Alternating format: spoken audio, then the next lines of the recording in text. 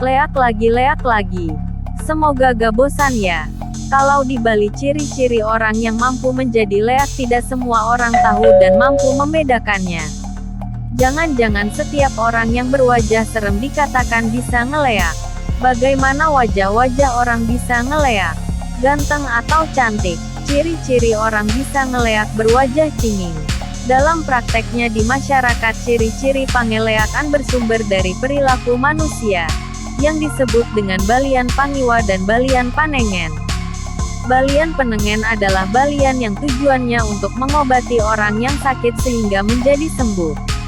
Balian pengiwa bertujuan bukan untuk menyembuhkan orang sakit, tetapi membuat orang yang sehat menjadi sakit dan yang sakit menjadi bertambah sakit, bahkan sampai meninggal. Balian atau dukun jenis ini sangat sulit untuk dilacak. Pekerjaannya sudah penuh rahasia, terlalu tertutup dan misteri. Tidak sembarang orang yang datang dapat dipenuhi keinginannya untuk membencanai musuh atau orang yang dibenci.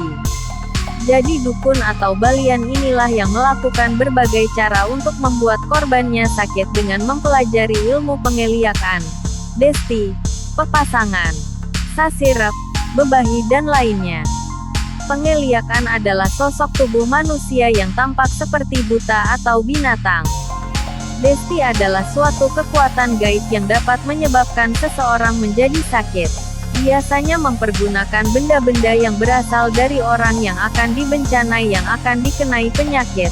Pepasangan adalah benda yang diisi kekuatan gaib atau magis, serta ditanam di dalam tanah atau disembunyikan secara rahasia di tempat tertentu untuk membencanai seseorang.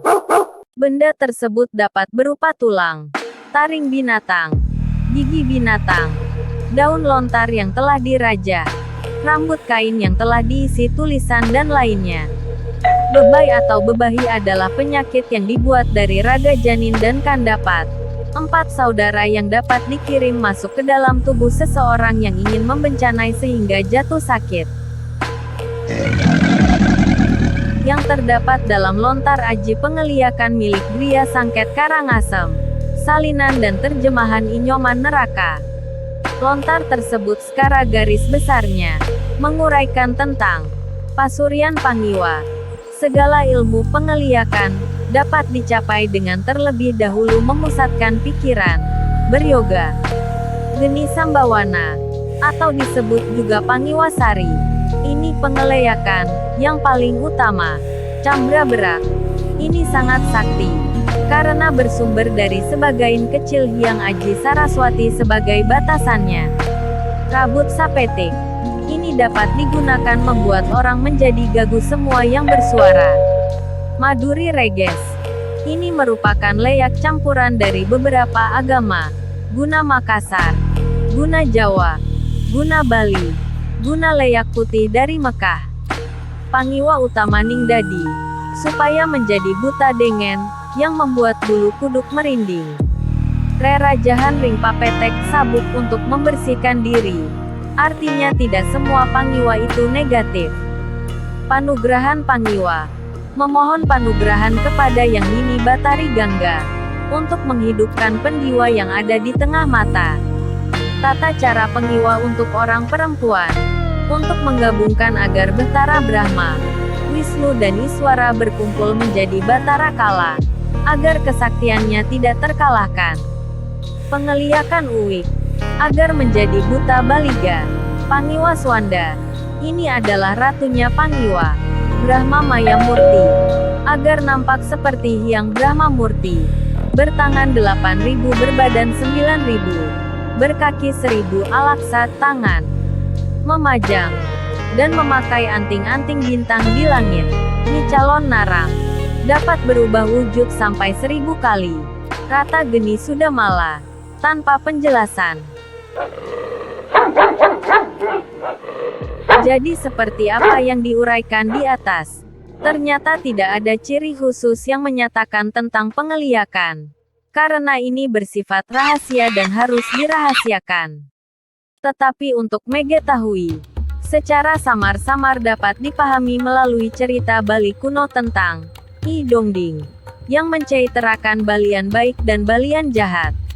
Biasanya pada zaman Bali kuno, ketika ingin menidurkan anak atau cucunya, diawali dengan cerita.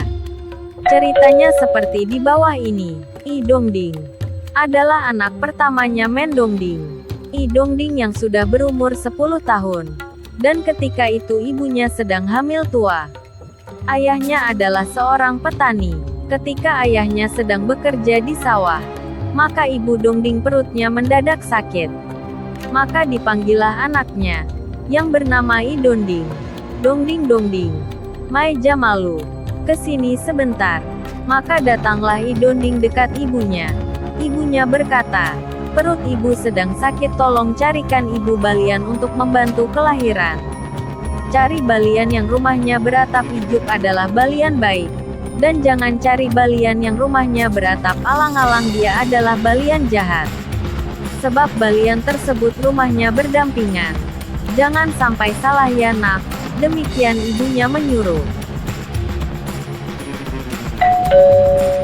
Maka I Dongding datang ke rumah Jero Balian. Tetapi setelah sampai di depan rumah balian ia lupa. Rumah atap alang-alang apa ijuk. Tetapi akhirnya dalam kebingungan I Dongding memilih yang beratap alang-alang.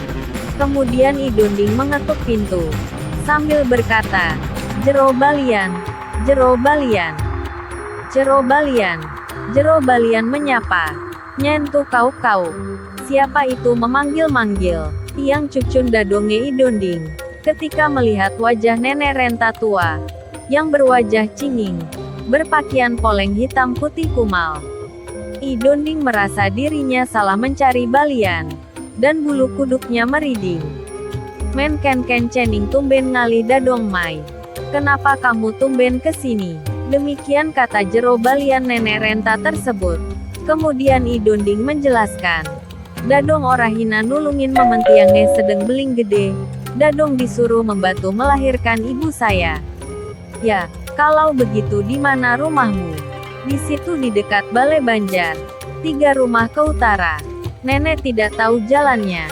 Silahkan kamu mengangkat ayam nenek yang berwarna merah. Dan cabut bulunya sebagai petunjuk jalan.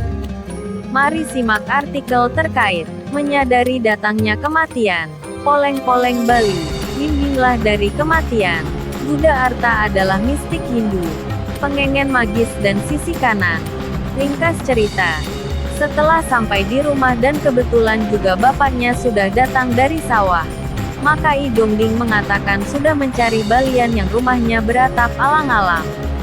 Ibu dan bapaknya kaget. Ibunya berkata, Bah, Dongding Dongding, sing buungan subamim jani mati. Untuk mengatasi permasalahan tersebut, I Dongding disuruh menyapu bulu ayam sudah ditebarkan tadi.